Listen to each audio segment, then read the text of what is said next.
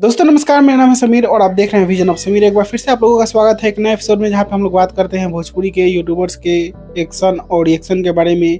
तो चलिए हम लोग शुरू करते हैं। और दोस्तों पहला अपडेट है खेसारी लाल यादव के फिल्म की तरफ से कल रिलीज हुआ फिल्म राजा की आएगी बारात। फिल्म को मिला बम्पर ओपनिंग, हर जगह दर्शकों ने किया पसंद। अगला अपडेट है खेसारी लाल यादव के गाना कोको कोला की तरफ से, जो कि हो चुका है इंटरनेशनल हिट। इस गाना पे बहुत सारे इंटरनेशनल यूट्यूबर्स जो हैं इस पे रिएक्ट कर रहे हैं, रिएक्शन वीडियो बना रहे हैं। और इस पे महेश पांडे जी ने भी वीडियो बनाया था, आप लोगों ने देखा होगा। दोस्तों अगला अपडेट है देसी भारत की तरफ से। वो एक इंस्टाग्राम पे लाइव सेशन चलाने वाले हैं, जहां पे खेसारी लाल यादव के फिल्म राजा की आएगी बारात की पूरा टीम जुड़ेगा उस लाइव सेशन में। हीरो हीरोइन, प्रोड्यूसर, डायरेक्टर सब लोग जुड़ेंगे और फिल्म के बारे में चर्चा करेंगे। दोस्तों अगला अपडेट है खेसारी लाल यादव का गाना चोरी के बारे में।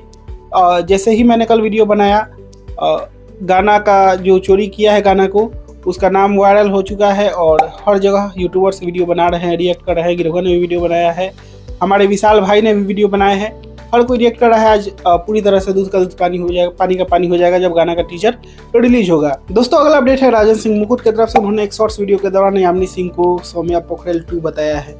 रीजन क्या है मुझे नहीं पता है, आने वाले समय में पता चलेगा कि क्या सौम्या पोखरेल की तरह यामिनी सिंह भी पलटी मारती हैं या नहीं।